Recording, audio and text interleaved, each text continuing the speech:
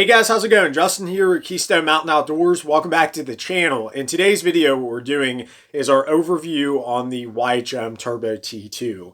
The YHM Turbo T2 is a 556 suppressor from Yankee Machine. It's the best-selling 556 suppressor and has been for quite a few years now. YHM originally had the OG Turbo, and the OG Turbo had some differences. Getting into the T2 differences, the big thing that they did with the T2 is they added 1 3/8 24 thread so you could swap out your mounts just like many other cans. And then down at the other end, the end cap's still a fixed end cap. However, they gave it some more flash hiding capabilities. This can is actually pretty impressive for its size, for its weight, for its cost. This can comes to market around the $450 price point. At least that's what they've been selling for years.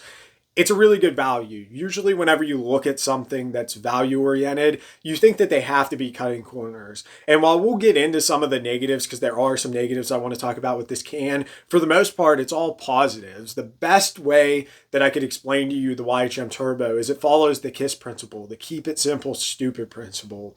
This can doesn't have anything over the top. It's pretty basic, has a pretty basic baffle geometry, only has a couple baffles. It's 17.4 heat treated stainless steel with an Inconel blast baffle to help absorb some of the abuse. It's rated down to a 10.5-inch 556. It comes in around the 12-ounce mark, and it comes in around 5.5 inches long. Now, the reason why I'm vague with the weight and with the length is because that's going to all depend on which mounting system you decide to go with.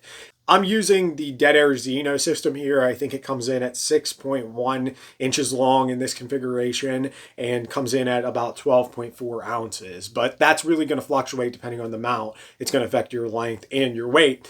So I want to take a minute to talk some pros and some cons about the YHM Turbo. First, let's get into some of the pros. Obviously, pro number one is going to be the price point.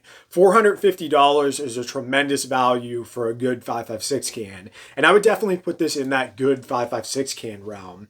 Another huge pro of it is going to be the weight. Generally, YHM was known in years past of having cheaper cans, but they were always kind of heavier, longer, bigger, just not necessarily competitive with some other products in the marketplace. In the case of the Turbo coming in around 12 ounces, it's actually one of the lighter 556 cans, and you're not really giving up too much durability. This isn't one of those bomb-proof durable cans. It's got 17.4 baffles with the Inconel blast baffle, as we talked about. So it's going to be a fairly durable 556 can.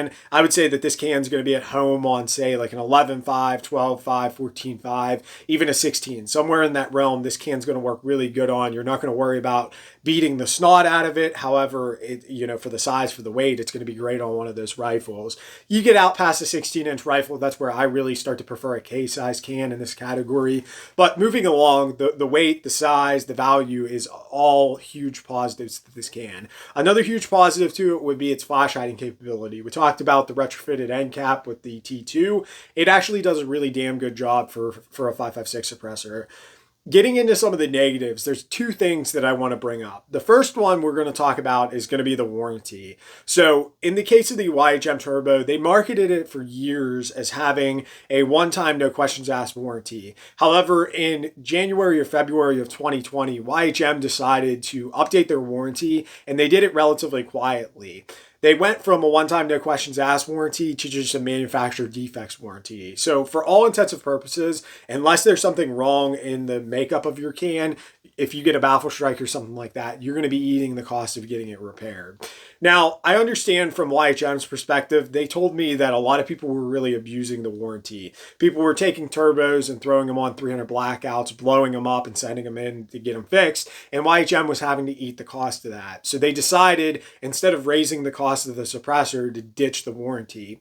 Now, where I kind of disagree with it, where I'm throwing it in the category as a negative, is they did that relatively quiet. It took about 1.5 years, 2 years before a lot of us started to catch on that the warranty even changed. Most dealers still were boasting on their website in their marketing for the Turbo that it still had that one-time, no questions asked warranty. And most people, a lot of big dealers around the country, weren't even aware of the changes. So I don't necessarily like the business practices that YHM took in changing the warranty. And it is kind of a little shitty because those cans that sold with the one times no questions asked warranty, YHM rescinded that. So if you have a YHM Turbo T2 and you get a baffle strike with it, whether you bought it this year or whether you bought it 4 years ago, you're going to be eating the cost of it. So they changed the warranty and it went back. They didn't honor the previous warranties. So, you know, how big of a deal is that? That's going to depend. Honestly, if you mount the thing properly, if you got good threads on your rifle, which most ARs are going to have pretty good threads on them, and your can doesn't come loose, you're probably never going to encounter a baffle strike. However, it is nice to have that little bit of peace of mind. We're lucky in the suppressor industry to be led by companies like Dead Air and Rugged that have some of the best warranties in the industry.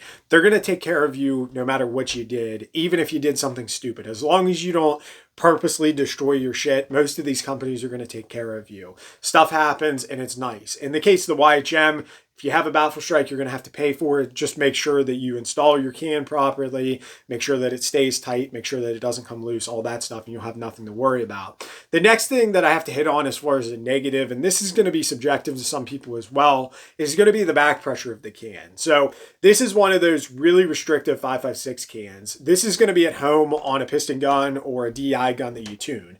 If you throw this on a standard direct impingement gun that has a factory gas block, you're going to notice a little bit of gas to the face, a little bit more back pressure, a little bit more violent of a bolt cycling action. Not a big deal. I just recommend throwing it on something that's tuned. It's not going to be bad per se, but it's probably advantageous for you to tune it. If you take this thing and compare it to most 30 cal cans, if you throw it on something untuned, the 30 cal can's probably going to sound a little bit better to you, to your shooter's ear, just because it's going to be less restrictive, less back pressure. If you throw this thing on something tuned, this is going to sound better at the muzzle. It's always going to sound better at the muzzle, but it's probably going to sound better at the shooter's ear as well if you have it tuned. Don't believe me? Hear for yourself. Here's some footage of running it on a couple different hosts so you guys can kind of get a gauge. One thing I do want to mention, the video doesn't always translate sound very well. So I'm doing this video to show you guys. A lot of people are going to want to see it, but just know it sounds a little bit different in person. But here you go.